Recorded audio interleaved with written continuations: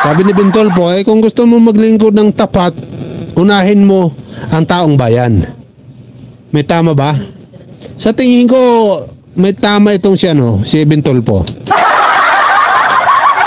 Ibig kong sabihin, correct siya. Tama siya sa kanyang mga desisyon.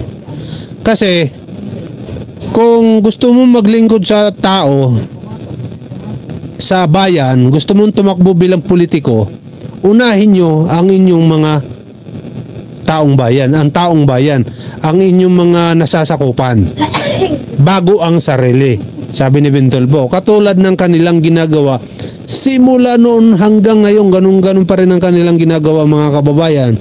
Kaya siguro ang nangyayari po dito, kahit hindi siya isama sa sorbe, talagang pumapasok ang kanyang pangalan.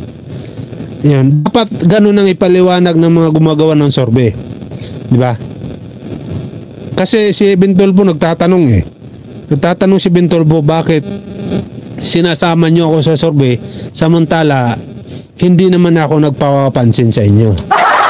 Di ba? Nakakahiya naman nun. Pero sa tingin ko naman, ang isasagot dito ng mga gumagawa ng sorbe, kusang lumalabas yung pangalan mo. Siguro nga dahil matagal na ito yung mga tolpo na to. Sabi nga ni Bintolpo, sa panahon pa ni Gloria ito, ay Irap, tapos Gloria, di ba? Nandiyan na sila. Kaya siguro kusa na lang lumalabas yung kanilang pangalan. Di ba? Dapat yan ang sabihin ng nagsusorbe kay Bintolpo, kasi ito si Bintolpo masamang loob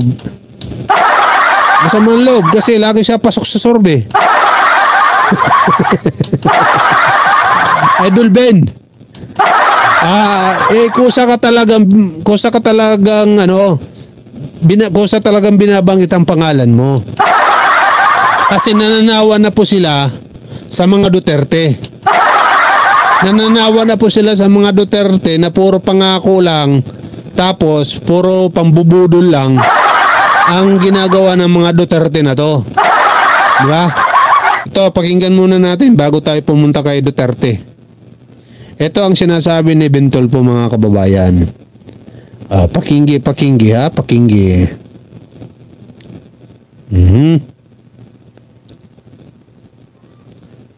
Ito, pasok.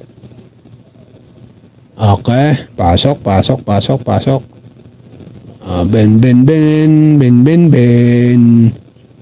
Saan na yan, no? Sabi kasi ni Bintolpo,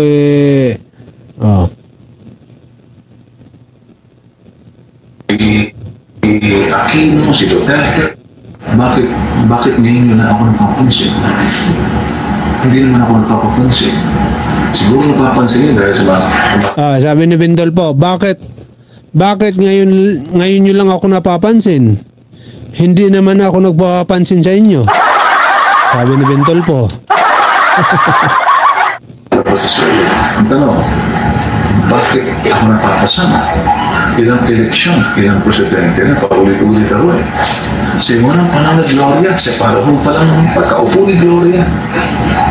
Si Era pa lang pagkaupo ni Gloria bago ma-impeach si Era, si Gloria, nandiyan. si Aquino, si Duterte, Bibi. Nandiyan na sila nung panahon pa ni Irap.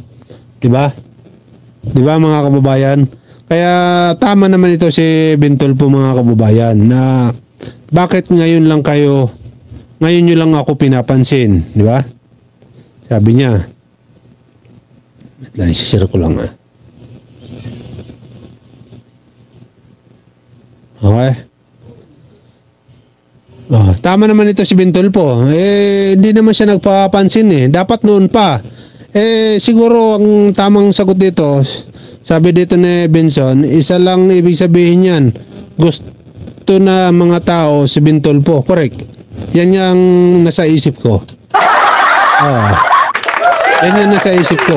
Kusang lumalabas ang pangalan ni Bintolpo kahit hindi siya isama. Kaya no choice. Diba? Itong mga sorbe na to, walang magawa kundi isama talagang pangalan niya. Kasi nababanggit na yung mga pangalan Sa dami pa naman kasi ng tinulungan ng mga tolpo na to, napaka-imposible naman kasi na hindi sila mabanggit-banggit dito, di ba? Kaya sa tingin ko mga kababayan, ito ang dahilan kung bakit nasasama na yung mga pangalan ng tulpo. Di ba? Kasi hindi naman sila sumasali sa mga awayan. Di ba? May mga nagsasabi nga yung DDS na sabi ng DDS vlogger, ang away ng mga Marcos at Duterte ibang makikinabang dyan. Sabi ng mga DDS vlogger. Parang ang pinapatumbukan ng mga DDS vlogger na to mga tulpo yata. Sa bagay, napakarami naman dyan na hindi sumasali sa awayan. Siyempre, kung may agenda silang tumakbo, makikinabang din sila dito. Diba? Tuloy natin. Ulit ako simula pa na Gloria, separahong Sabi ni Brand New Boy, sumisikat siya. pagkaupo ni Gloria. Si Era ka lang pagkaupo ni Gloria pa. Bago ma-impeach si Era, si Gloria, si Aquino, si Duterte, BBM. Ilang presidente na consistent na ginagawa namin. Ginagawa na namin noon, ginagawa na namin yun. Napatuloy namin gagawin. Tanong, tatakbo ba ako? Walang sagot. Una, sasabihin ko sa inyo, naniniwala ako ng pagbabago. Kung gusto mong baguhin ang mundong ginagalawan mo, unahin mo muna ang kapwa mo bago ang sarili mo. Ano pang ginagawa natin? Okay, anong ibig sabihin nun? Mga kababayan, malinaw. Kung tatakbo ba siya, ang sagot niya mga kababayan ni Bentulpo, kung gusto mong baguhin ang mundo, ang Pilipinas, unahin mo muna ang taong bayan. Ibig sabihin mga kababayan, tatakbo itong si Bentulpo. Congrats. Dahil sabi niya, ano bang ginagawa nila? Di ba, inuuna ang taong bayan. O de, tatakbo nga siya, mga kababayan. Tsaka sawa ng mga tao sa trapo. Sawa ng mga tao sa magagamit na mga politiko. Correct. Inuuna namin ang kapwa namin, hindi sarili namin. Kaya ito ang sagot ng Bintang. To change the world, you have to fill the needs of others, expect nothing in return, and leave it all up to God. That's how we do our job.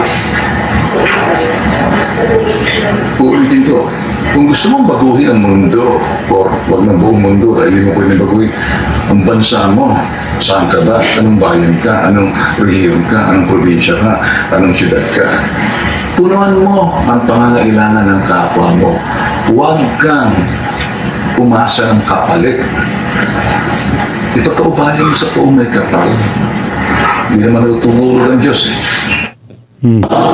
Sabihin mga kababayan, naniniwala po itong si Bentulpo sa Panginoon. Diba? Sabihin talaga, Panginoon po ang nagtatakda, Panginoon po ang naglalagay kung sino ang gusto ilagay niya bilang presidente. Kaya naniniwala po ako na ito si Pangulong Bongbong Marcos talagang nilagay po siya dyan, mga kababayan. Kaya siguro kusa na lang nilagay po si Pangulong Bongbong Marcos bilang presidente dahil sa kagustuhan ng Panginoon, mga kababayan. Di ba ba? Kasi nga po, ganito kasi yan Kung matatandaan po natin, nung tumakbo itong Vice President si Bongbong Marcos, ay hindi po siya nanalo, hindi po siya pinalad. Yun pala, may purpose pala yun. Ang ibig po sabihin, huwag kang maging Vice Presidente. Dumiretso ka na, Presidente, dahil nararapat sa iyo ang maging Presidente. At yan nga nangyari mga kababayan. Naging presidente nga ito si Pangulong Bongbong Marcos. Ang problema nga lang dito, marami ang pumupuna sa kanyang pag-upo. Bago pa umupo ang Pangulong Bongbong Marcos, ay binabanatan na agad siya ni Pangulong Duterte dati. Diba, sinasabihan niya na habang nangangampanya pa lang sinasabihan na siya ni Duterte na ay mayroon tayong tumatakbo dyan na presidential ay nagko-cocaine. Yan ang banat sa pagkakatanda ko yan agad ang banat ni Digong dito kay Pangulong Bongbong Marcos. Pero hindi napigilan yung banat na yon. Hindi po napigilan. Talagang itinagda talaga siya na maging presidente kasi kahit anong banat ni Digong, hindi pa rin napigilan ng tao na iboto pa rin siya. Di ba? Tapos pag-upo, ayun, after yata, wala pa yata isang taon, binanatan na drug addict, ganyan. At hanggang ngayon, tuloy-tuloy po mga kababayan ang banat sa kanila. Kaya yan po ang naging dahilan siguro kung bakit lumagapak po sa sorbe itong mga Duterte na to, mga kababayan.